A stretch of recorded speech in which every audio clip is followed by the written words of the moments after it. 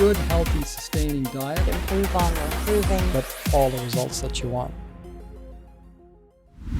Today I really wanted to kind of go through, because sometimes when it comes to our health, we get so caught up in the day-to-day, like everyone's so busy all the time, and we never really take a step back and get a bit of a perspective on our health.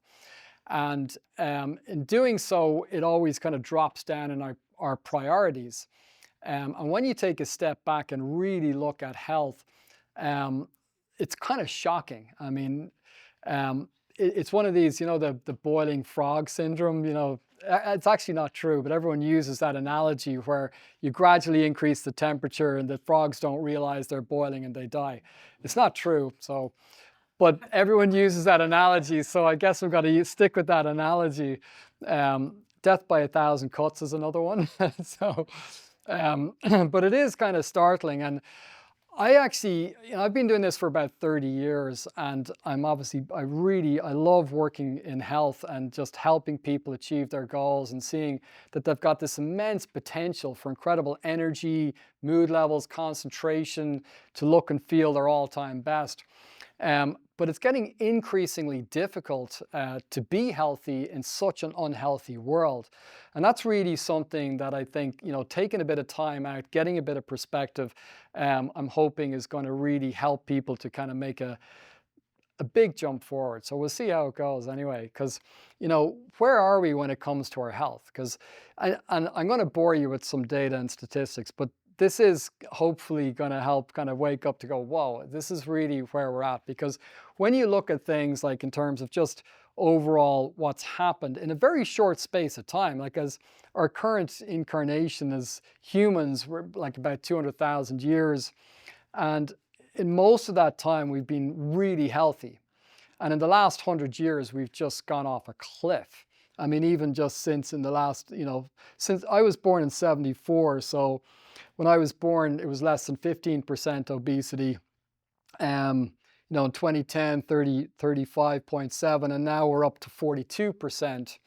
And that's even pre-pandemic, so I'm sure it's shot up even further then. So this is kind of getting worse and worse all the time. And when they're looking at this, what's interesting, I think this kind of line that is being crossed is now it's affecting kids as well. So when you look at rates of obesity in 2021, 15 million children and then 21 million young adolescents and 172 million adults are either overweight or obese. And it's getting worse and worse. And this is kind of projections up to 2050. So when you start looking at the projections of where it's going, even just with children, almost 50% of them are going to be obese or overweight, adolescents 57%, and then adults 80%. So it's just continuously getting worse and worse. Now, again, in context, like 100 years ago, this was a non-issue. So for almost 200,000 years, we've been in great shape, and then suddenly we've just gone off a cliff, which is absolutely crazy. So it's not just obviously being out of shape, because you might say, well, okay, whatever, everyone can be in different shape, who cares about that?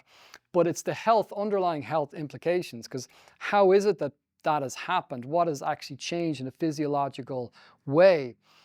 Because this kind of runs very much parallel with diabetes. When you see the rates of diabetes going up and obesity, it's very similar. And I'm going to explain why they're so similar, because the underlying conditions are very similar for both things. So with diabetes, that's shooting up as well dramatically. I mean, 50 years ago, less than 1% of people had diabetes. And now in America, like 50% of people are either diabetic or pre-diabetic. Most don't even know. If you get your A1C and your blood sugar tested, most people are actually diabetic or pre-diabetic. So again, so in 50 years, we've gone from 1% to now 50% being pre-diabetic or diabetic. So what the heck is happening? I mean, it is kind of startling. Like, again, I always think we're the least healthiest species on the planet. So how intelligent are we really? I mean, I always think a dormouse is, going to be more intelligent than we are, because it's going to prioritize their health more than we are. So no other animal, no other species has seen such a decline in health ever, except for humans. So we think we're this incredible intelligence, and then we're going to create this AI thing. I don't know what's going on there, but it's, you know, I just think, wow, I'd rather be not so intelligent, be super healthy and happy. You know, it's kind of crazy. And again, the big issue here is this used to be called, type 2 diabetes used to be called adult onset. But they had to change that because now it's affecting kids. So again, the prevalence of prediabetes in adolescents increased from 11% 20 years ago to 36% now. 36% of adolescents. So they're even changing when they test for diabetes. The official age that they would test for diabetes used to be 45. Now they dropped it down to 35. They're going to have to keep dropping that more and more and more. So it's almost like we're aging faster. So it used to be, you know, diabetes would happen in your 50s or 60s, then it's 30s, 40s, and now it's 20s, and then now we're into adolescence. So like literally you're seeing these things, and that's tripled in the last 20 years for adolescents for prediabetes. So it's really crazy. And really a lot of this comes back down to your metabolic health. So when you think about it, like what are all these things? Okay, I'm talking about diabetes, obesity, all of these factors. But what is happening? Because you see, 100 years ago or beyond, most of the time when people had any kind of health issues, it was mainly infectious disease and accidents. That's what killed most people. So because people say, oh, well, we're living much longer. It's a common one. By the way, if you follow all my videos, I've kind of debunked all these things. But from a life expectancy perspective, because that's one of the big things. Oh, everyone used to only live to 40 and drop dead. I mean, it's totally not true. Because if you think of your grandparents, great-grandparents, I mean, even in the Bible, they say 70, which is 70. So it hasn't actually increased that much. What the biggest change is infant mortality. So infant mortality used to be 45% 100 years ago.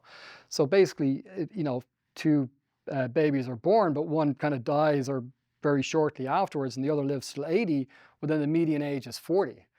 So that's where the whole life expectancy comes in. Now there is like, they can keep sick people alive for a little longer with medicine for sure, but they're not healthy, you know. So metabolic health is a whole different thing. It's a very new thing that we've introduced, which is the main problem that we face today. Because obviously with the modern infrastructure, like the biggest change in health, funny enough, from a technology perspective, is plumbing. So that's been the biggest change. So in other words, hygiene. So hygiene has saved countless lives, more than anything else in the world. So just washing your hands. I can never pronounce that guy, but Ignace, he was famous because he was worked in a hospital, and this was before they, you know, knew about germs and things like this. But he was kind of puzzled because when he was delivering babies, he was a doctor, and he realized that the infant mortality rate was huge. In other words, so many kids would die at birth. But then he noticed that when people are on the way, if they didn't make it to the hospital and had, you know, childbirth either on the way or at home, the rates didn't seem to be as bad as if they made it to the hospital, which is kind of strange. And then he thought, well, you know, we're working, you know, with dead people, and then we'll go up and then deliver babies. And are we like transferring some death thing or whatever onto, you know, again, this is before we knew about germs. So he thought, well, I wonder if I wash my hands. Really weird, bizarre idea now back then. Would it make a difference? And then suddenly, he wasn't seeing any infant mortality. Like it was like they'd all survive. And he said, there must be something to this. And he convinced everyone in the hospital to do that. And then they had incredible like survival rates off the charts. Like almost nobody was dying at birth just because of this. American Medicine Association didn't like that. And they thought, no, we can't do that. We don't believe in voodoo. We don't know what you're talking about. You're saying some invisible thing is being transferred. So anyway, he went insane, and that was that story. That was a little tangent, but anyway, that was one of the biggest things that actually changed health, was that. But now we're dealing with metabolic health. We've got a metabolic health crisis, and So all of the things that you think of, like heart disease, cancer, dementia, diabetes, all these things, it's underlying, and again, a simple way to think about it is just our cells on an internal basis. So our cells are sick, right? So our internal health, because again, it used to be infectious disease, like external things that would come in, and obviously accidents, etc. That was what killed us. So metabolic health is really what the big issue is. And it's just killing millions of people, and I would say needlessly every year, just because our metabolic health is so bad. So even when they're looking at like those different, sorry, I'm going to go back to that. So when they test metabolic health, these are the things that they check. So if you want to know if you're metabolically healthy, they look at these 5 factors. Your waistline, because that will imply visceral fat, and more importantly, fat around the liver, because that has a bad effect on your metabolic health. Blood glucose, blood sugar, HDL cholesterol, triglycerides, which is important to keep that down. It's the fats that are in your blood, and then blood pressure. So they would check those 5 things. And obviously, if they're all within normal, then you're fine. So I don't know if anyone would hazard a guess of how many people in America would you say are metabolically healthy? That's just normal, just, normal blood sugar, normal waistline, normal triglycerides as a percentage. How many people would you think are healthy? 20%? Yeah. Maybe 50? 30? Okay, so when they tested this, they found 6.8%. So 93% of people just don't have just a normal metabolic health. I mean, it's insane. It's completely insane. But of course, we just think of this as normal. And the problem is, like, this affects everything. So even now they're looking at cancer as a metabolic health issue. Actually, one of our clients, she's a cancer research. She works out in Santa Monica. And she said, yeah, it's totally down to metabolic health. So now they're even looking at these things that they used to classify separately. Now, of course, there's multiple causes for a lot of these things. And even things like depression. So depression, they used to think it was this chemical imbalance to do with serotonin, etc. But they did a massive systematic review last year because they've always kind of questioned this. And they actually realize now it's more to do with inflammation of the brain. So even the antidepressants, they have an anti-inflammatory effect. So it's nothing to do with the serotonin that's actually changing it. It's the inflammation. Again, back to our metabolic health, which I'll explain again in more detail. So, and again, so it's not just physiologically when it comes to your metabolic health, it's psychology. So for instance, they call Alzheimer's, they nickname it type 3 diabetes. So it's like literally diabetes for your brain, because what's happening is your blood sugar levels are spiking, going up and down, and then your brain's energy system is off, and then that causes problems in the brain as well. So you've got 1/3 of college students that are now suffering from depression. So it's not just physiologically, it's psychologically as well. So all these things are linked. And again, I'm going to show you some more information on that, because they're showing more and more that it's inflammation of the brain that's causing depression, that's causing dementia, that's causing all of these problems. So it's really just down to your kind of metabolic health. And when you're looking at it, again, taking a step back, and I know I'm going to get into the good stuff soon, but I do think it's important to kind of get this sort of perspective of where we're at, in society as humans. Because we've literally just jumped off a cliff. It's like a mudslide and we're jumping off a cliff. And we're kind of like lemmings. We're just going to follow each other, and it's disastrous. And I'm really kind of seriously concerned about the next generation. I mean, I've got a 4-year-old, so I have a vested interest that they'd fare out pretty well. But they are doomed. Like, I mean, it's now kids that are, getting all of these metabolic health issues at such an early age. So whatever about developing these things 50, 60, and you get on your medication, and you'll still make it till 70, 80. The younger generations, they're going to be suffering even more than we are. It's just getting worse and worse and worse. And then the knock-on effect is financial as well. Because now we're up to, that's a lot of zeros, right? 4.9 trillion, that's with a T, I'm waiting for gazillions and all these other words to be made up, but 4.9 trillion is spent now in healthcare last year. 4 trillion. So just to give you that's about 20+% of GDP. So that, when you're even thinking about economics and politics and all these things, and should money be spent here or there, I mean, this is just going to eat into everything.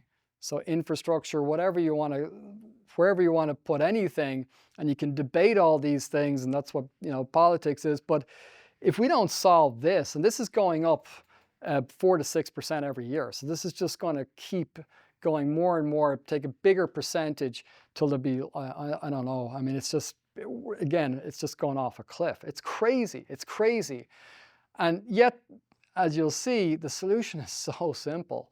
But anyway, this is a real problem. And I think this is, I'm going to show you this little video. I don't know if anyone's seen this, but I remember seeing this a few years ago. But it's really interesting. This is a WALL-E. It's like just a kids show, but it kind of shows this kind of depiction of the future. And I think this was like about 20 years ago. But it's getting closer and closer to this. Because I remember when this came out first, it was like, okay, the future's not going to be like that. And then it's like, okay, we're on our screens the whole time, and we're just don't even know what's going on around us. And whatever the social media, whatever the thing is going to tell us, we're just going to follow that. It's pretty kind of startling. I love this kind of clip because it goes into, where is it now? That's the company that, of course, it runs the whole thing. So B is for by and large your very best friend, and they indoctrinate the kids and stuff like that. And then if they fall off, they won't be able to get back up and stuff like that. So it's a great little movie, actually, just to kind of illustrate where we're heading. So you got to get these machines, and they'll kind of prop you back up and so on. But the problem is it's getting so close to this.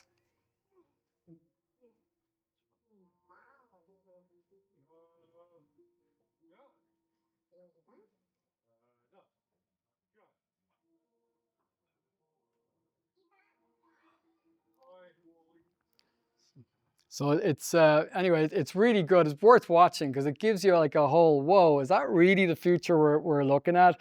And unfortunately, the way things are, we're just going to go off a cliff, and that's pretty much it.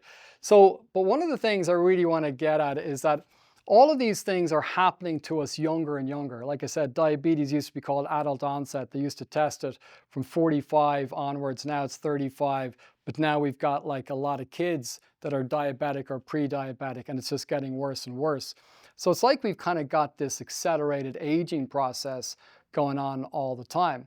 So what is it that's actually taking place, like on a structural basis? Like, why is this happening? And what is happening to the body that's causing us to have diabetes at an early age? What is it that's causing us to gain more weight, to have more depression? And one of the biggest issues as we age is we lose muscle tissue. So this is something, again, that's accelerating more and more. So from the age of 30, we lose about 3 to 8% of our muscle mass every decade.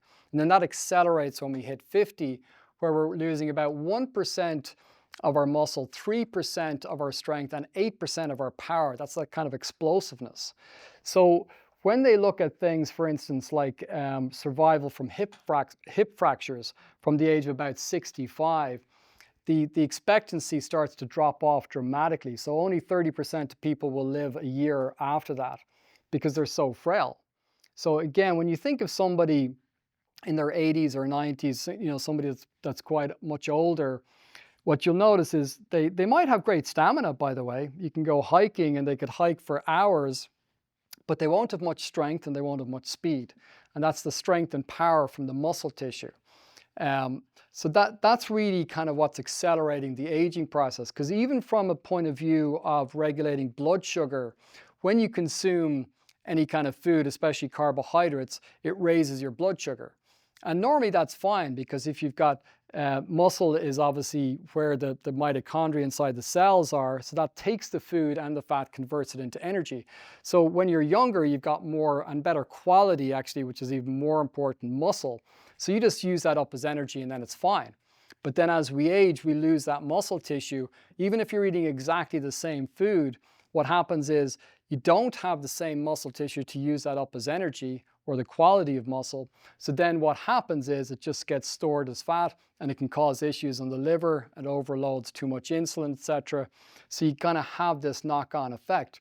So that's the biggest difference, because what's interesting is when they look at the mitochondria of somebody even in their 60s, and even right up into their 70s, it can be exactly the same as someone in their 20s. So the aging process doesn't need to take place until you're well into your 70s, which is interesting.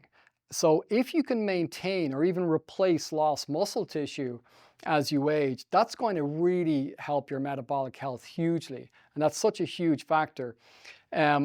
So what do we do? So if we kind of say, okay, well, this is going to happen, and what I'm going to do is I'm going to eat less and exercise more. So that's the most common approach. So most people go, yeah, okay, I'm putting on a few pounds, or, I got to look after my blood sugar, or whatever it is. So the most common things out there will be say, hey, you got to eat less. Now, if you eat less, it's obviously going to reduce your blood sugar. Because if you were eating, X amount, and that's causing your blood sugar levels to spike, and you cut that down 20, 30%, well, then your blood sugar is going to spike 20, 30% less. So on the surface, it looks kind of logical.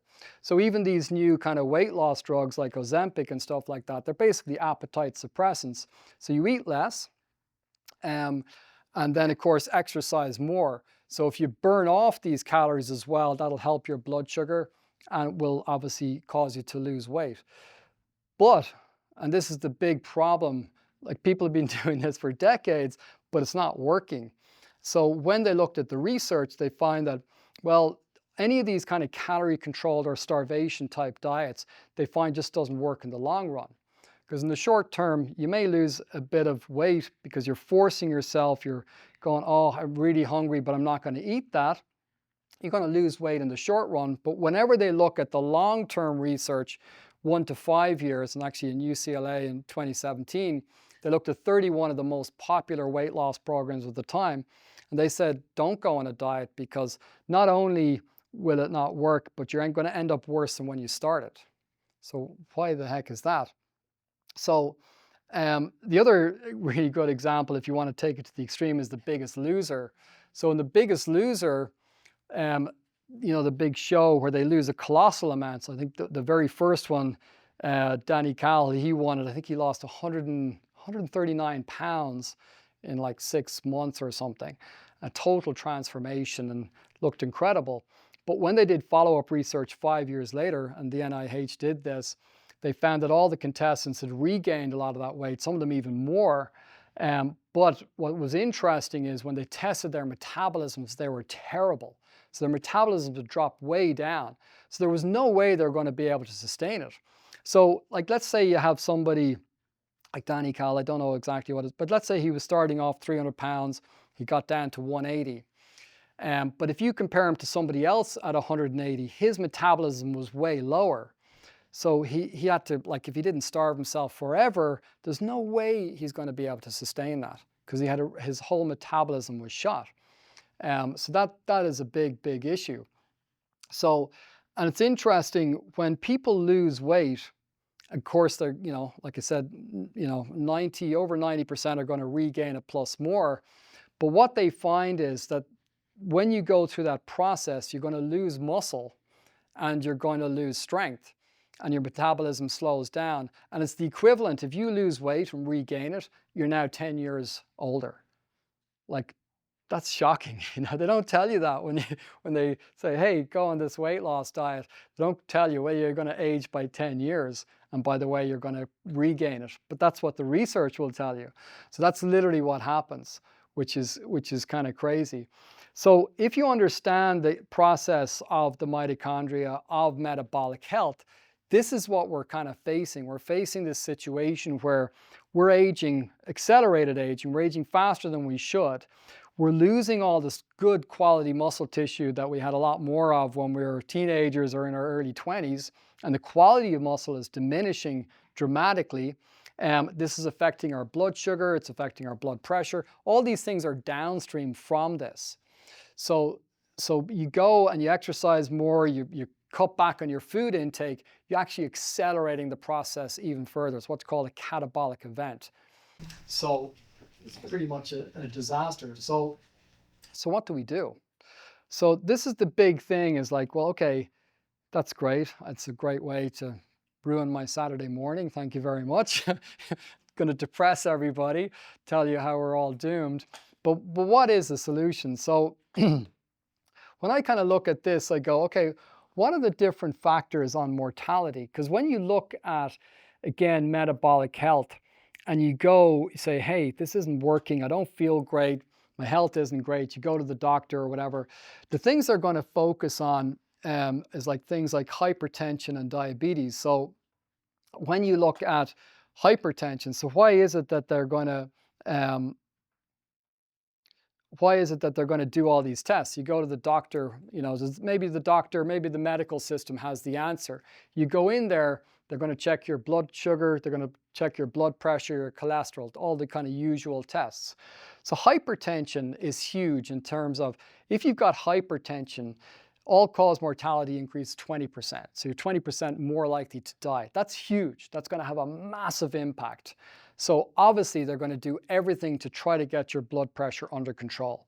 So obviously whatever the medication is to lower your blood pressure, if you've got elevated blood pressure, you just got to get it under control. Otherwise you're much more likely to die. And diabetes is even worse, 30%. So you can understand why, yeah, this is alarming. Because if you don't get these things under control, your chances of death increase dramatically, 20%, 30%. And of course, smoking is something that obviously if you smoke, your doctor's hopefully going to tell you shouldn't smoke. And in contrast to that, that's obviously huge. And I'm going to talk a little bit more about smoking today, because you're going to see some interesting patterns. But with smoking, somebody who smokes compared to somebody who doesn't smoke, mortality rate is huge. It's 50%. So these are the things that they're going to focus on. Now you'll see the one down at the end here, strength.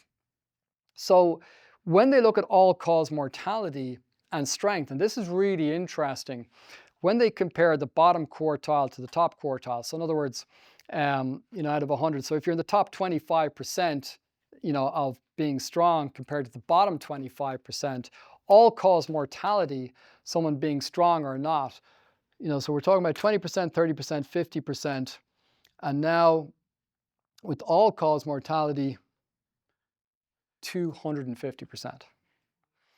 So this is what the doctors should be testing, more so than cholesterol, more so than blood sugar, more so than blood pressure. They should be testing people's strength. Now in some places they actually do, they do the grip strength, because it's a much better predictor for all-cause mortality than anything else, which is amazing. And fitness, of course, comes into it too, but it's a very hard test to do the VO2 max. And that's up there with strength. So strength and fitness essentially is going to give you a much better picture of all-cause mortality than even smoking, which is huge. So that is fascinating, because again, if you want to live long, you want to live healthy, your strength is going to be a better predictor than anything else. So, and again, if you go to PubMed and look up all these things, you'll see all the research there. Grip strength is a really good measure, because it's a very simple, easy thing to do. Okay, we do more detailed ones, squats, bench press, all that, because strength tells you the quality of muscle. Because it's not just the quantity of muscle, it's the quality of muscle. Because you could have, you know, when you get a steak, it could be all the marble, you know, maybe it might taste nice, but you get all the marble in there, the fatty parts throughout the fibers. So you could have kind of fatty muscle, or you can have very lean, really good muscle. And obviously the lean muscle is much better quality. So like right down to the mitochondria inside the cells, you want that to be really good quality. And the fascinating thing is, like I said, it doesn't matter, like right up until at least you're well into your 70s, you can have the same metabolic health as you did in your 20s. And they've shown that, they've proven that over and over again, that once you activate the mitochondria inside the cells, and obviously get the right nutrients, you can bring back an aging mitochondria by 40 or 45 years just with 6 months of resistance training, which is amazing. So it really can absolutely transform your metabolic health very, very quickly. So if I had to kind of pick one intervention, obviously that's going to impact people's health. And okay, it's not going to be a big surprise here, but it's going to be the high intensity resistance exercise.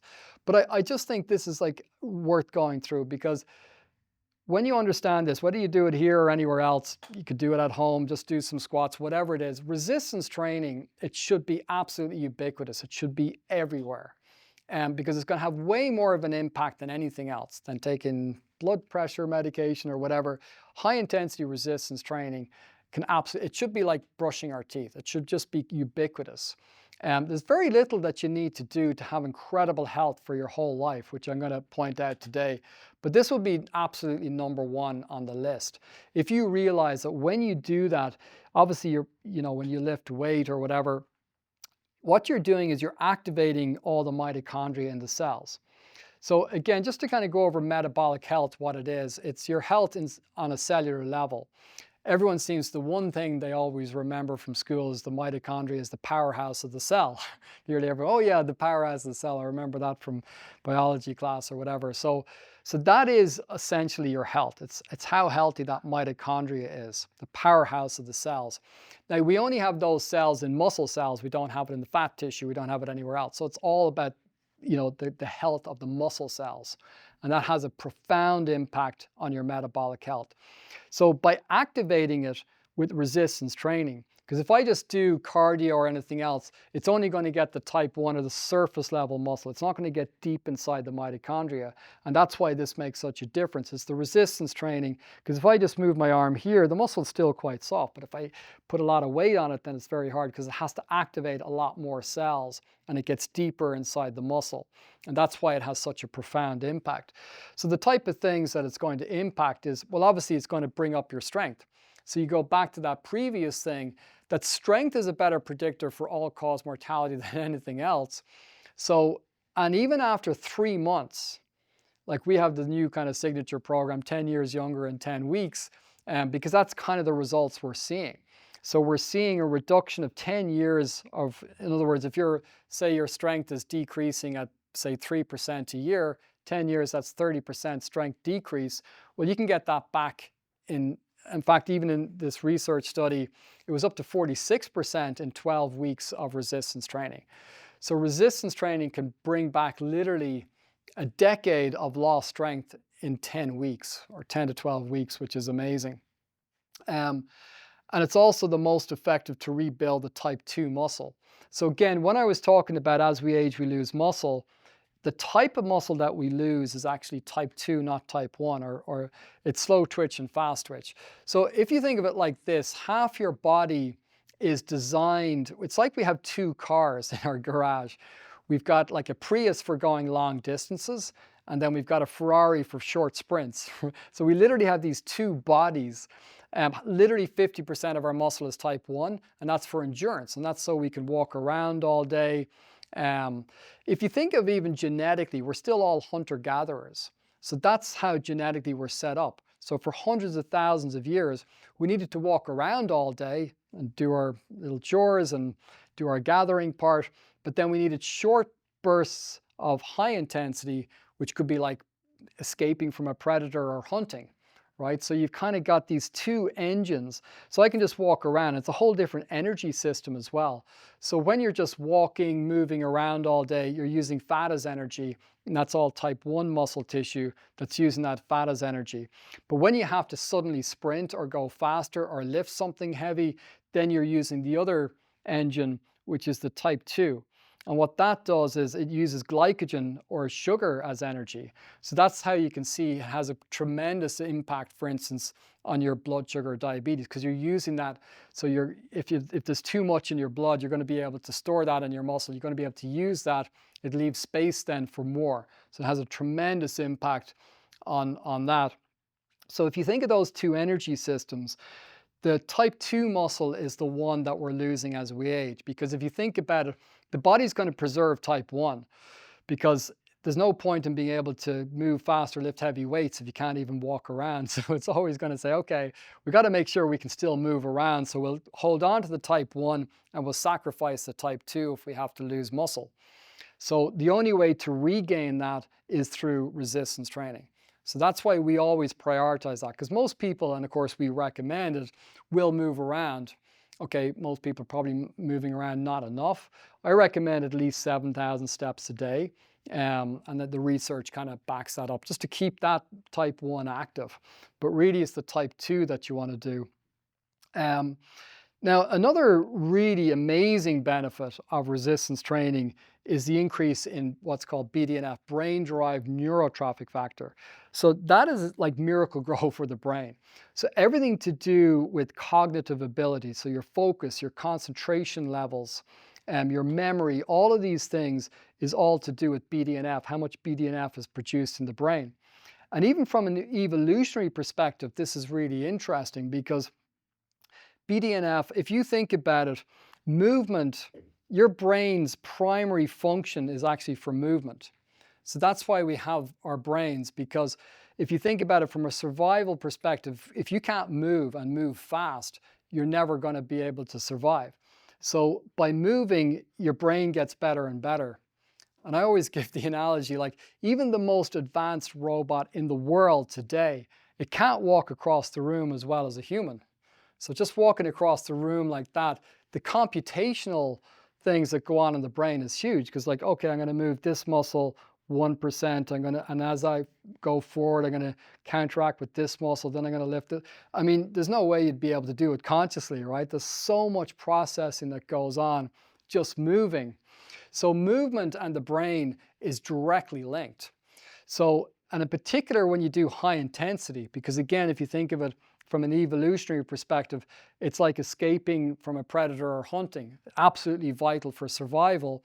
So it's going to produce masses of BDNF and make you smarter and smarter. So when you exercise, there's two factors. One is the intensity. So the higher the intensity, the more BDNF. So in that research, for instance, with low intensity at 45 minutes, they only produced 1% more BDNF. At medium intensity for 35 minutes, so they were working out for longer, they produced 7% increase in BDNF. But in 25 minutes at high intensity was a 19%. And that's not just what, a few minutes after you exercise that your BDNF is elevated 19%. This is your baseline after doing that kind of exercise for, I believe it was 8 weeks in the study. So just the moment you wake up, you're 20% smarter. That's kind of cool. So throughout the whole day, you're starting 20% higher all the time, way more BDNF, way smarter. And sorry, I'm going to go back to the, and also cortisol is reduced by 30%. That's your stress. So even more importantly, like imagine if I said, okay, bump, there's 30% less stress for everybody all day long, every day. Pretty awesome. Again, if you had a pill that did that, it'd be pretty amazing. So high intensity, BDNF increases and your stress reduces. Now, the other part of that is that the intensity and then the movement. In other words, if you're just on a stationary bike and you do high intensity compared to having to move around, in the study they used badminton, so obviously you got to coordinate and move. The amount of BDNF shot up way more if you have to coordinate at the same time. So if you just, like I said, on a stationary bike where you just don't have to think about it and you train intensely, you will produce some. But if you have to coordinate at the same time, like calf raises here, anyone that knows the, everyone's going, oh my God, I'm always falling. I hate these calf raises because I'm all wobbly. I'm saying, are you kidding me? You're getting so smart and intelligent. Because as soon as you wobble, the body produces masses of BDNF. I see this with Zoe all the time. We're in the park and like just instinctively, Like I went down to the park there yesterday on Venice Beach, and she'll want to like, oh, you know, the little things on the sidewalk, but she wants to balance on the things, and it's all about, so it takes us 10 times longer to get there, but it's fun, you know. I'm saying, okay, this is going to be great for her brain. She's going to get all this BDNF as she keeps falling like this. So kids do all this stuff instinctively, like it's amazing. So yeah, that's the BDNF and then the cortisol, but down to those two things, coordination and intensity. Now, the next one, 25 minutes. This research just came out last year. It's actually in Limerick in Ireland, a really good research study done. 2 bouts of 25 minutes of resistance training a day. And when they looked at the effect size, it was actually twice that of antidepressants, which is amazing. So again, huge effect on the brain as well. So now the interesting thing about, and something that we always emphasize, most people don't understand this when it comes to exercise, but the lifting of weights doesn't do much for the muscle. And everyone focuses on lifting. So if you see in a normal gym, you'll see people that got like they're lifting and then they just let it flop back down. They lift and they just let it flop back down. But if you think of it like the muscles like a rubber band, well, if I want to, because when you're working out, you're trying to stress the muscle basically.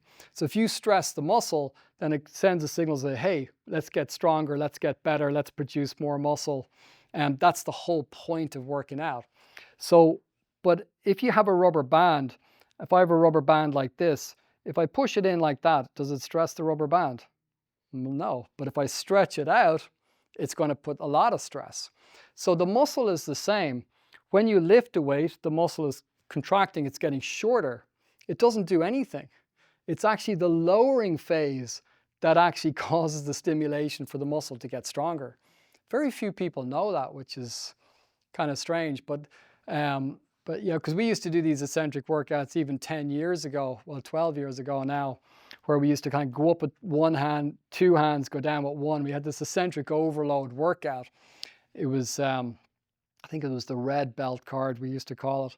So it was all to do with this eccentric overload because we knew that was the real secret to getting results. Now with these machines, it's amazing because we have it just built in. So whatever you lift, it's going to give you 20% more on the way down. So now you're going to get an overload on every single rep, which is amazing. So an eccentric as well is twice as effective as stretching. Because people say, hey, you don't do any of the stretching. But when as you put put a certain amount of pressure on the muscle as it's lengthening, you actually change the structure. So again, what they found in the research, that normal stretching, just static stretching, say, okay, I'm going to stretch my hamstring, and I just start to stretch it like that. I have to do about 20 or 30 minutes a day. And if I stop doing that, even for a few days, it just goes back. It won't stay changed. So in other words, I will lose that once I stop stretching, because it only changes the nervous system, just static stretching. But eccentric load stretching, so now I'm putting a weight on it and I'm doing the negative as it's stretching, that actually changes the structure of the muscle. So it's twice as effective as normal stretching. So they're just kind of some of the benefits. And of course, as I said, like it improves blood glucose and insulin sensitivity hugely. So it's one of those things, like I said, and it's not a whatever, of course, it's what we do here, but any kind of resistance training will do most of that. If you can do it fast and do high intensity, I really think you could almost get it down to 5 minutes a day, actually. Like if you could, figure out a way how to do it, you'd only need about 5 minutes a day to get a super effective, definitely for maintenance. So if you get to where you want to go and you want to maintain, I think 5 minutes a day is probably plenty. Our workouts are 17 minutes. And most people say, there's no way you can get results in 17 minutes. It's way too short. But obviously people do, as you see on the board there. We get incredible results.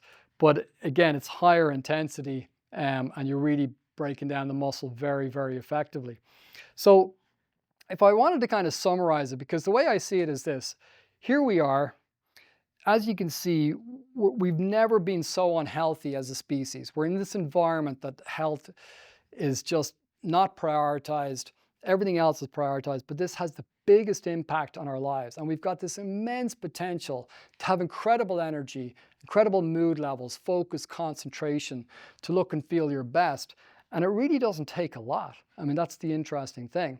Now, in the second half, and I think that's going to be where you're really going to find this interesting, is that obviously a lot of this is psychological. And that's where we'll make it so much easier for you. Because I don't like effort, you know. I think like this thing where, it takes so much discipline and motivation and effort and all this. I'm like, that's just too hard. I want to give you the easy way, right? So I'm going to give you all the answers in the first half, but the second half is going to be literally, okay, here's how you make it effortless. And I actually mean that. And I'll explain exactly what I mean by that. So what do you need to do? Like there's a few little things I always think we have are secrets. In other words, they shouldn't be secrets. This is just the science of it. But most people don't understand that the type of muscle loss, which I've explained, is the type 2. So when it comes to people's health, I'm going to do this, I'm going to do that. Cardio is important, and I just think get your steps in and you pretty much take care of it. A brisk walk, maybe 20, 30 minutes a day. That's sort of zone 2, maffetone. I won't go too much off on a tangent into that, but just, you know, at a lower level, but just enough to stimulate that type 1 muscle tissue, and your oxygen system is good. But really the type of muscle loss is that type 2 fast twitch. It has to be strength training. And if you do that, you're going to get amazing results. Eccentric, I talked about that. It's the lengthening of the muscle. And the other one is this, and this was something, it was kind of in my mind. I have this weird brain. I always have to figure everything out. And I was like, what the heck is this? Like as we age, and I've been talking about this for decades, as we age, we lose muscle, and all the data and stats, everything that I've said, yeah, from the age of 30, we lose 3 to 8% of our muscle. From the age of 50, it's 1%, and all this kind of stuff. But I'm like, why? Why are we losing this muscle? Like what's going on? Like, is it just, the body has this chronological clock going on TikTok, and then, now we're just going to drop some of our muscle. Like why? I'm always like, well, what is the actual physiological reason that we're losing this muscle? And then I was thinking, well, I know things can happen why people lose muscle. So for instance, one of the biggest areas of research of muscle loss is bed rest. It's a huge problem in hospitals, huge problem. Because even like 1 week to 10 days, if you're in hospital and you're just in bed and you can't move, you may have had a serious operation or something, you can lose like about 30, 40% of your strength in a week, and you lose a lot of muscle, the blood gets stickier, cloggier, your blood pressure goes up, you get more depressed, all the data and stats just from 1 week of not moving. It's shocking, you know? So obviously, if that happens, you lose quite a bit of muscle tissue in a very short space of time. So anytime you're sick, anytime you're injured, and as I explained as well, another major catabolic event in most people's lives is weight loss. So I just explained it earlier. I said, when people lose weight, a lot of the muscle, sometimes the majority of the muscle that they lose, the weight that they lose is muscle. So if somebody loses 10 pounds on the scale, a lot of the time 5 or 6 pounds of that is muscle tissue. And then of course they can't sustain the weight loss, they put it back on. And like I said in that study, the doctor was saying it's the equivalent of 10 years. They've literally aged themselves 10 years from losing weight and putting it back on again. So these are all catabolic events. So it's not just this gradual where, well, now I'm 40, so I'm losing more muscle. It's accumulation of all these catabolic events. So if you don't have them, or if you can avoid them, or if you counteract them, you don't actually need to lose the muscle at all. That's fascinating. So you can have great muscle in your 70s and 80s, just as you did in your 20s, which is amazing. So I kind of look at it like it's not just this gradual, it's like literally like this. And you can actually look it up, the catabolic model for muscle loss, and that's actually what they're showing. So weight loss, being sick, because even if you get a cold or flu and you're just, lying up at home and obviously you're not going to be working out, you're not getting your steps in, that's going to cause these, like it could maybe only be 2-3 pounds of muscle, But then if you never gain that back, and then again, you're going to get sick again the next year, whether it's COVID or a flu or you hurt your ankle or whatever the thing is, it could be injuries. All these things accumulate over the years, and that's actually what's causing the muscle loss. In fact, they're estimating at least 90% of the muscle loss, excuse me, is just catabolic events. Now that's interesting because it changes even the way I think about it. Because I'm like, okay, I do enough to maintain my muscle mass. I work out less than an hour a week. I've never worked out more than an hour a week. Some people think I'm lying, but people that know me, I don't work out more than an hour a week. I even think the 17 minutes is a bit long for me. I'm like, anytime I jump in, I'm like, whoa, that's too exhausting. People are saying it's not long enough. I'm like, oh my gosh, okay. Now, of course, it's down to intensity. That's the secret. If you train with intensity, then you don't need to train for very long. If you don't train with intensity, then you might need to train for a little longer. But that's the real secret of it. But it really is like 1 hour a week. That's it. And you can prevent all of those problems. Like, I think that's amazing, like really spectacular. Now, of course, I'm going to talk about nutrition because nutrition comes into it as well. But if you understand some of this, and I know I'm running through a lot here, and data and stats, it's going to get more exciting, don't worry.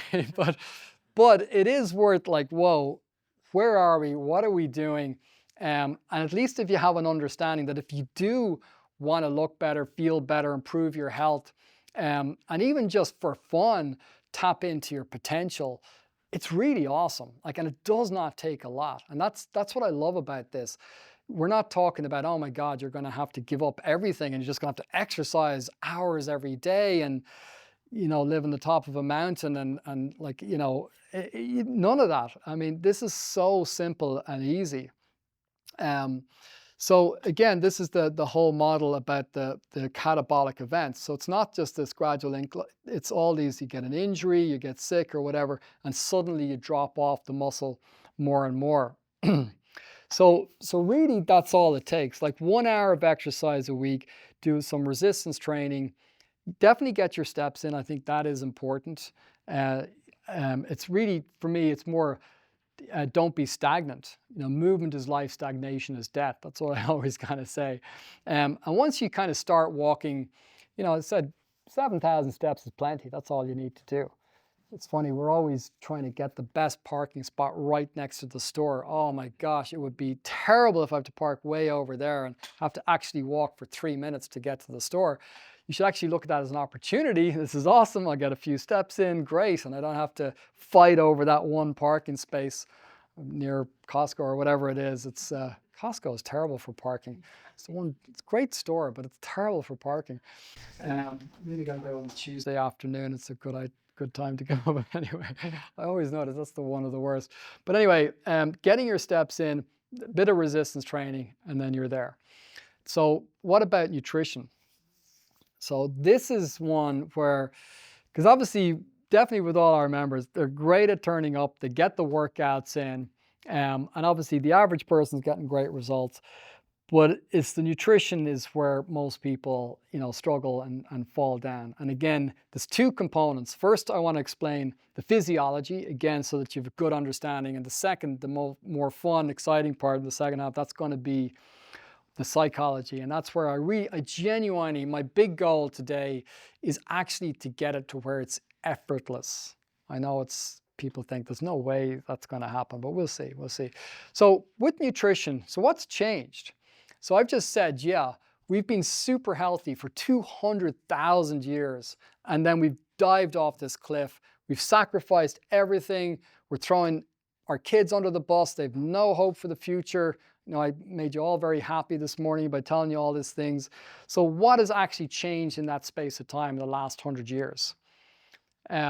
So when you look at nutrition, it's funny because you think it would be easy. I'll just look up what is it that's changed in our nutrition. I had to go through so many studies and find so many papers to try to find, well, just tell me what is it that we ate 100 or 200 years ago. It was very hard, but eventually came across an amazing paper, which was this one. And they dug up so much information on agriculture. They used lots of different information. And they said, okay, since 1800, what has changed in our diet? This is a brilliant, brilliant, brilliant study. And they kind of went through everything and said, what is the biggest change? And their conclusion was that the food availability data, processed and ultra-processed food dramatically increased over the past 2 centuries, especially sugar, white flour, white rice, vegetable oils, and ready-to-eat meals. So maybe not super surprising, but we've gone from less than 5%, even 100 years ago, of ultra-processed food to now 60 to 70%. It almost makes up 3/4 of our diet.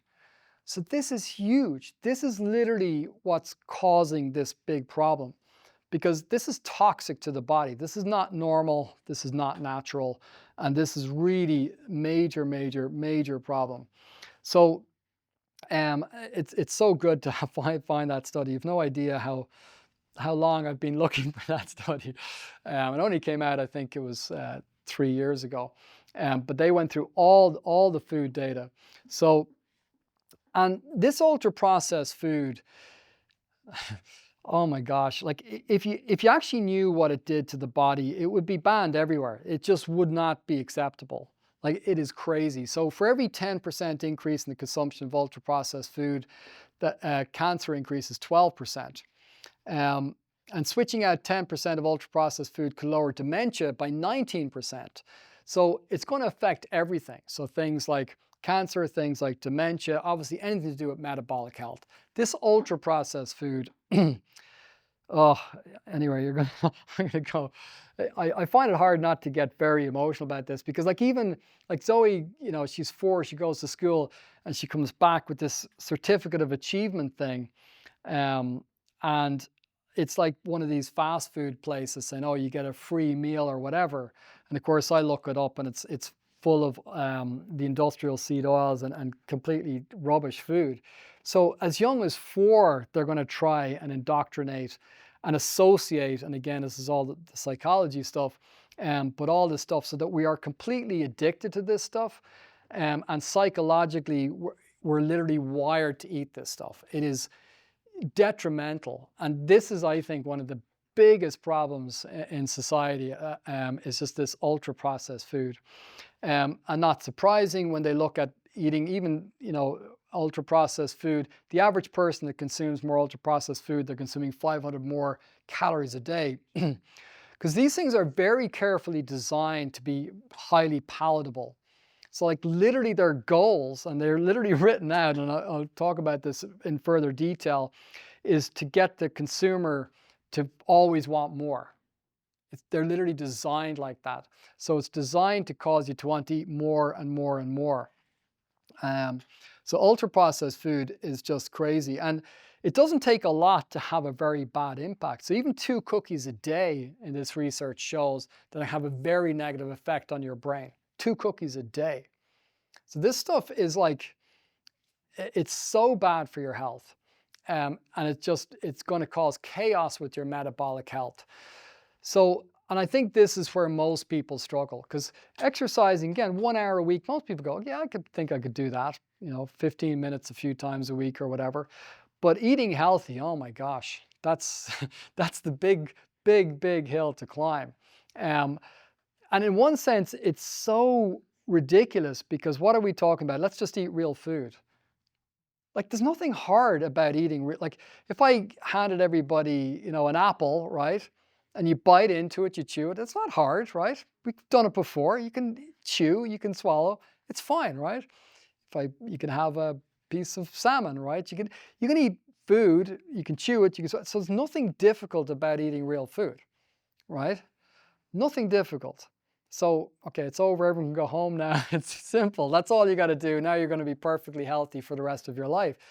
But obviously there's something else at play here. But this ultra-processed food, it's insane. So again, they link ultra-processed food to health problems like obesity, cardiovascular disease, diabetes, and cancers. And now, and this I loop back, I talked about this earlier, starting to realize they affect the mind. That's because they cause inflammation. There's that magic word again, which can affect neurotransmitters in the brain. So this metabolic health is affecting your mood levels every day. Because when you start to associate these things and you can see the cause and effect, you'll suddenly like wake up out of a dream, like it really a nightmare. It's really understanding this and saying, wow, that ultra processed food, yeah, I feel terrible after that. And you start to associate those things, it changes everything. And you realize, wow, no, I want to feel great. I want to feel clear. I want to feel motivated, energized. Oh my gosh, who wants depression? I mean, it's terrible, but that's literally what it's doing. So like I look at ultra processed food as absolute toxic. I mean, I have no interest in it whatsoever. It is just detrimental to health. And oh my God, for the kids, I mean, anyway, they may as well just be giving out toxins for Halloween and stuff. It's just awful. So what is ultra processed food? So let's get into this before I get too emotional about this. But ultra processed food, which is makes up our diet, there's three components of it. So the first one, possibly not too surprising, is sugar. So most ultra processed food has got about, at least 25%, 30% of sugar. So again, it's interesting. Sugar consumption 200 years ago, we used to eat 5 grams a day. 100 years ago, 20 grams a day. Now half of Americans are consuming 200 grams of sugar per day. The body is not designed for that. Now, most people are starting to finally come around to the fact that sugar is not good for you. Hopefully everybody here goes, yeah, sugar not so good. But the sugar lobbyists, they stopped the World Health Organization. They suppressed them because they wanted to say, at the time they had like recommending 25% of our diet to be sugar. They said, yeah, that's fine. But they kept saying, no, we really should 10%, probably even lower, but they were trying to push for 10%. But they said, no, we're going to cut all your funding if you say that. So I said, okay, we've got other important things that we're trying to do. So anyway, they've been trying to suppress that information for a long time. But finally, I think most people know, yeah, sugar is not so good. And then the processed high glycemic carbs. So that's the things like highly processed grains like corn, things like other grains as well. But that's like bread, all that kind of stuff, because it's really ultra processed. So that has pretty much the same effect as sugar. So when you look at the glycemic index of some of these foods, they'll spike your blood sugar just as if you're eating sugar anyway. So those two things, and the way I see those things as what they're doing is they're rotting your body. So if you take too much sugar, processed high glycemic carbs, what you're doing is you're rotting the body. So if you think of diabetes, you take in sugar, there's so much sugar in the blood, the body has to pump lots of insulin. Insulin takes that sugar and shoves it into the cells, packs it into the cells. So with diabetes, now first they'll put you on metformin. Not the worst drug in the world. In fact, that can actually be quite helpful. But if you don't do anything about the underlying issue, it gets worse. Then you're going to have to start taking insulin shots, and you take more and more and more, and then it ends up where you can get complications because that sugar in the cells literally rots the cells. So then you need amputations, and then you get problems from that. So literally you got to get your feet chopped off because they're rotten. So it's just all that sugar being shoved into the cells over and over again. It's rotting your body. So sugar and processed carbs is rotting your body. And then industrial seed oils, and I always think of that as rust. So if you think of like in a machine or whatever, the oils is going to rust. So it's like the rotting and rusting of your body is the ultra processed foods. That's literally what they're doing to you. So your mind and body is being hijacked at this point. Your metabolic health, we have sacrificed so much just for this ultra processed food. So is it worth it? Is it worth it? Yeah, maybe you get a few seconds that you bite into a donut. Oh, that's nice. Great. And then it's gone. A few seconds. You're going to sacrifice your whole life. You're going to be depressed. You're going to be out of shape. You're going to have diabetes. You're going to rot. You're going to rust. Is it worth it? Is it? Or would you like to have incredible energy and just bypass that? So that's the way I kind of look at it. So it's interesting even with the industrial seed oils because there's a bit of a debate going on right now. Some people will say, yeah, it's terrible. Other people go, no, actually, we don't really know. And the science is, this is what the cigarette companies used to do. They'll muddy the water, make it seem like, sow a little bit of doubt. But I mean, that's just the consumption of different types of fats in our diet in the last 100 years. So you'll see what's changed. So again, our health is declined dramatically in 100 years. So is it really lard, tallow, and butter that's the problem? So we used to consume 2 to 3 times that 100 years ago. Now, I'm not saying that you should be taking colossal amount of that, but compared to the other fats, look at this massive, the yellow one is margarines, and then the gray one, vegetable oils. So we're taking masses of vegetable oils, especially in the last 50 years, and it certainly hasn't slowed down any of the issues. So I don't see how they can argue, yeah, this is a good thing, because these are highly oxidized. If you even look at the process of how they're produced, it's obviously very unnatural. Like in nature, oh, where are we going to get our oils? We're going to get seeds and we're going to compress them and then we'll run them through these machines. 14-stage process. We're going to do, first of all, we're going to heat them, and heating oils is not a good idea. You get oxidization. And then you got to use like chlorine and all of these things to filter out stuff. And then you need to deodorize it at the end because it stinks. So you got to deodorize it at the end, and then, oh yeah, that's super healthy. Yeah, have lots of that. So I'm not, as you can see, a big advocate of industrial seed oils. I just think let's go back to what we knew worked for hundreds of years, thousands of years, and avoid these new foods. So yeah, another interesting thing. So let me go back to that actually. So what should we eat then? A big thing that we're eating a less of, and obviously it goes back to the muscle tissue, is protein. So it's the one thing that I'm hoping we can kind of agree on, is that protein is essential for life. Like literally that's what protein means, life. So protein, so for the muscle cells to work and for the mitochondria to work, you need protein. So protein, like literally your hair, your body, your skin is all made up of protein. So when you consume protein, obviously that's going to help the muscle tissue. So the other interesting thing with protein is it's very satiating. So again, this idea, especially if you're trying to lose weight, that again, you have to count calories. Again, we only knew what a calorie was, I think, in the 1800s. So for thousands of years, we didn't know what calories were, and everyone was in great shape. And I always give the example of like a lion. A lion, you know, takes down a deer or whatever, it goes, I wonder how many calories are in this before it starts eating. It doesn't do that.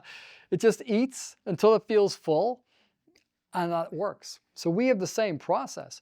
If it's unaltered and we don't take ultra-processed food, which messes up our brains, we will just eat until we feel full. And protein is the most satiating of the macronutrients.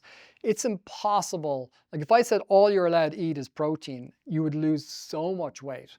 Because it's impossible. Like even if I say to people, okay, aim for a gram per pound of body weight. So say you have to eat 150 grams of protein a day. People go, that's a lot of protein. How am I going to eat that much? And yet it's very little calories. The net effect, I mean, technically there's 4 calories per gram of protein, but the net effect is 3 because 25% is just used up breaking it down. So again, if you were to eat, like just to give you an example, a pound of meat is going to give you about 80 to 100 grams of protein, or salmon. You know, a cheese, if you take about 3 ounces of that, is going to give you about 25 grams. So you can make it up in various different things. So, but it's so filling that most people will struggle to eat that much protein, which is kind of makes it very easy to lose weight. Because if you just really genuinely hit your protein goals, and that's what they found in the research.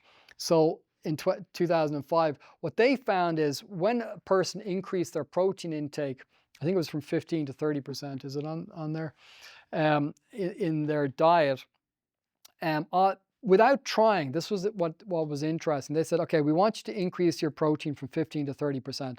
They weren't told to try to lose weight, anything. They weren't trying to cut back, and they had a control group. But they automatically started consuming 441 less calories per day.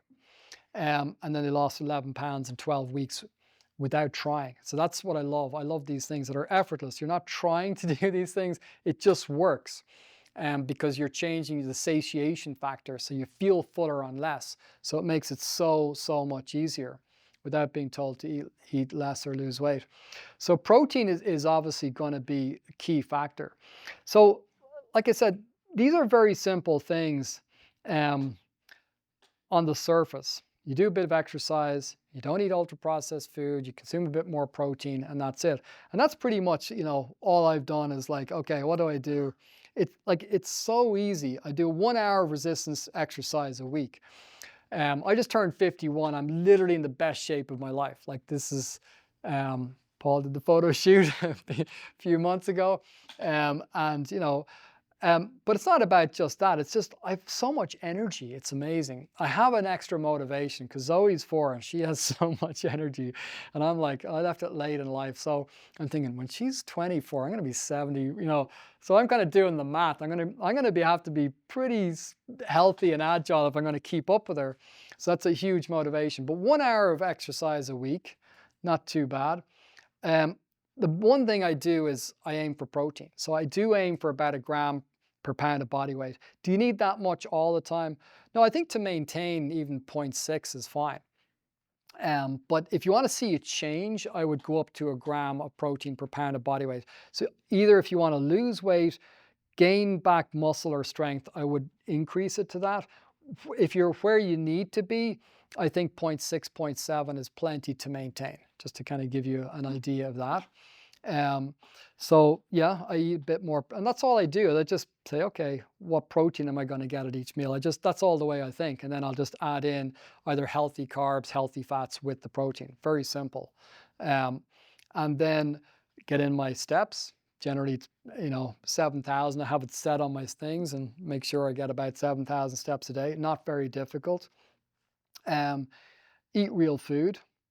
Again, I'm just avoiding the toxins. I see it coming. It's like I'm not blinded to the ultra processed food. I just avoid it. I say I can eat real food. We've done it for hundreds of thousands of years. Not very difficult. And I do focus on nutrient density. That's the only other thing that I would do. Is okay, am I getting enough? For instance, my number one is always get enough omega-3. So that's the fish oil. That has, again, I should have put it in that other slide. So when you look at all-cause mortality, again, people that have a good omega-3 index, so they're taking in a lot of EPA, DHA, or they're in their bloods, they can test these things. And if you've got a good amount of that, that's actually more important than smoking or not smoking. So in all-cause mortality, people in the lowest, I think, quartile, when it came to the omega-3 index compared to the highest quartile, the mortality rate was even more than if somebody smoked or not. So if you smoked and took enough omega-3, your mortality rate's better than if somebody doesn't smoke but they don't have enough omega-3. So I do think nutrient density, because even again 100 years ago, we used to consume 4 times the amount of water-soluble nutrients like vitamins B and C, and 10 times more fat-soluble nutrients, that's vitamins A, D, and E. So we used to have way more nutrient density, because even how these crops are done and crop rotation and stuff, we're depleting the soil. So even when you're getting what you think is good food, the nutrient density is a little low. So I do supplement. I take certain things like omega-3. I always take K2, cod liver oil, and Zoe loves it, by the way. Kids are like, this is so easy for kids. I mean, I give her, the 2 things I've given her since before she was born. How do I give her before she was born? Give them to her mother. So was cod liver oil and DHA. They are incredible for kids because the DHA is amazing for the brain. And anyway, I'm not going to go too much on tangent, but that is phenomenal. It's, again, one of the fish oils for the brain, and then cod liver oil for the vitamin A, which is amazing, and of course the vitamin D. So I take the cod liver oil, I take the fish oil, I take creatine, and the K2. They're just my kind of basics. Sometimes I'll take other things, but that's all I do. So I make sure I get in the nutrient density with those things, and then that's it. So, and every year I'm getting healthier and younger. So it's working so far. I don't know if it's going to work when I'm 100, but we'll see how far we can push it. But I do think metabolically, yeah, there's no reason why, for sure 70, 80, I think you'll start to just the beginning phases of aging should start when you're 80. But I think there's, there's lots of amazing Dr. Peter Attia and all these people. They think theoretically for the average person could live till about 100, but healthily. Now, of course, genetics, other things will come into it. Try not to get knocked over, accidents, please don't text and drive. It's my pet peeve. So they're the type of things that you want to start watching for. But other than that, you can be super healthy, and it really isn't that difficult. So that's really the I wanted to give you that overview and really understand the physiology of this and kind of take a step back and see, because the potential of your health is amazing. Like, you can have endless energy throughout the day. Most people experience these highs and lows throughout the day, and that's basically the blood sugar going up and down. So, you wake up in the morning, most people need a coffee or whatever, get their energy going. Mid-morning, it might drop a bit. They'll have a snack or something to keep their energy going for lunchtime. After lunch, they call it the graveyard shift. Everyone's falling asleep at their desk around 2 or 3. Again, it's that blood sugar spike. It drops down, and that's when you feel like you're really sluggish. So this idea of the blood sugar going up and down, again, while it's normal, it's not natural. You should have really good energy throughout the day, from the moment you wake up to the moment you go to sleep. Your focus should be great. Your mood levels should be great. That's natural. Everyone has that potential. And like, walking around should be absolutely effortless. Like, you shouldn't feel anything from that. And again, a few short bouts of working out, and then you're there. So I think for, again, anybody has got this immense potential. It's, in one sense, it's so easy. It's something we've been doing for hundreds of thousands of years. But we're in this very unnatural world, this very strange world that we're in, that says, hey, it's normal to hand out and to promote toxic stuff that's going to really impact your health negatively. And I just think of it like, well, you may as well just be handing out cigarettes. So, in fact, as you'll see in part 2, there's a bit of a link even on the psychological front between that. So ultra-processed food is your enemy, for sure. And I know it's everywhere, and I know it's been normalized, but it's just not worth it. It's really not worth it. And if you can do anything to prevent that and make that change, I do think it's going to take a massive shift to change our social norms, like we did with smoking. Like, smoking was huge. I mean, I think at the height of it, when the cigarette companies got everybody smoking, about 45% of people smoked. Almost half of people smoked. Then it dropped down. I think it's now about 10% or less. And I think the same is going to happen with ultra-processed food. I would argue, like, well, it's an easy argument to make. I'll tell you, like, a donut is worse than a cigarette. It just is. Like, well, one donut's not going to kill you. Well, one cigarette's not going to kill you either. Yeah, but cigarette's addictive. So is a donut. I mean, they're very carefully, they do this to make these kind of things very, very addictive. So it's actually, yeah, it's one of those things that if you can really understand it and see it for what it is, it might help kind of break you out of that spell. Because this should not be acceptable. Like, so much stuff has gone on in society, and we're arguing about all these things. This is what we should be arguing about. And if you want to really see a shift and truly, in a good sense of the word, be woke or wake up, I think it's got to be metabolic health. It affects everybody. It affects everybody. And what we're doing to the next generation it's criminal. I mean, it is criminal. And I just think, wow, if you can wake up out of that, for yourself first, right? So look and feel your best, have incredible energy, have incredible health. It's going to impact every area of your life, because it really does. When you'll see how it affects your work, how it affects your relationships with your kids, with everything. When you're tired, you're grumpy, right? When you're energetic, you feel great. It's as simple as that. So even when you're, anyone with kids, they have so much energy. And to try to keep up with them is incredible. Like, it takes a lot. And that's why I'm like even more vigilant than I've ever been, because that's the level of energy that you need. But honestly, it's like having another dimension to your life. Because if you normally get through your day, you work, you go home, and then that's it. You just sit down the TV and you've no energy to do anything else. Even if you have an extra 2-3 hours of energy a day, it's like this whole other dimension that you have. You can go dancing or do art or work even more. Lots of people are, want to work even more. Great. Well, whatever it is that you want to do, it's going to give you this whole other dimension.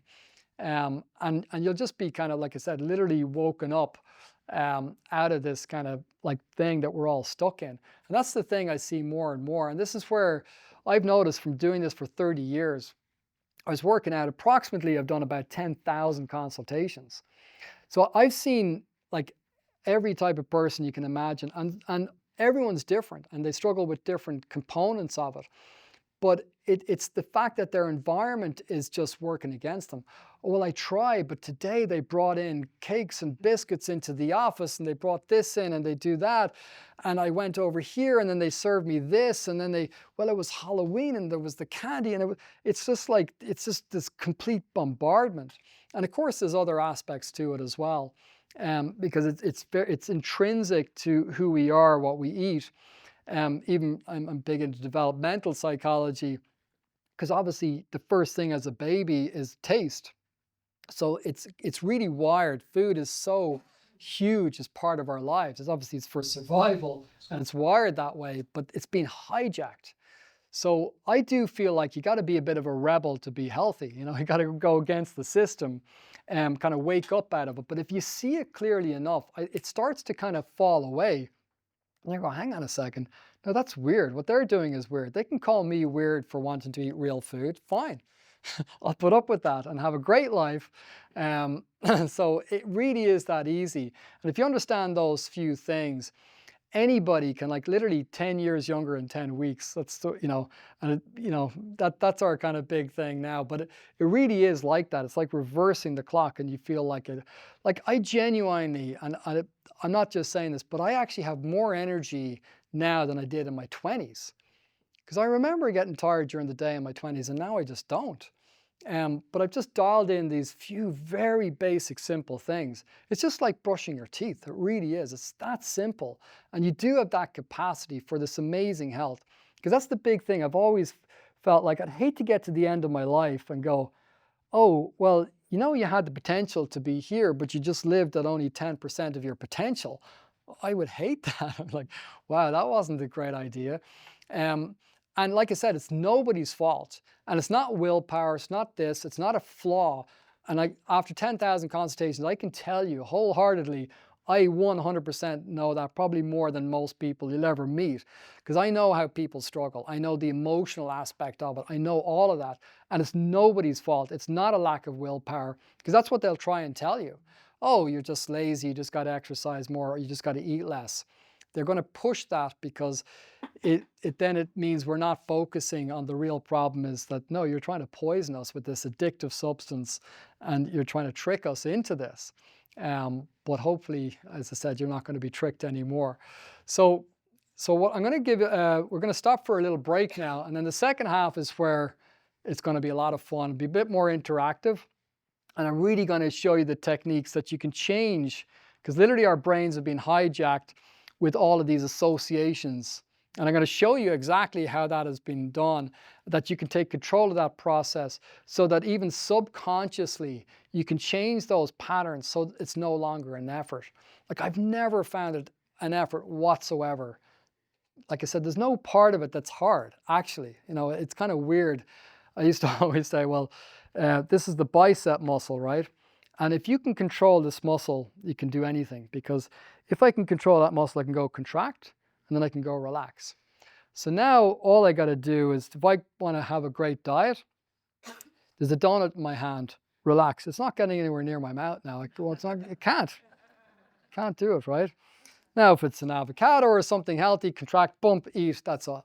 You can control that muscle, you can go on any diet in the world, right? It's easy, it's simple. There's no part of this that's physiologically difficult at all. And every single person on the planet has done it for hundreds of thousands of years. So we're not suddenly less than they were, right? We're the same. We've just been tricked. We need to snap out of that. And then I'm going to give you the tools so that it becomes effortless in the second half.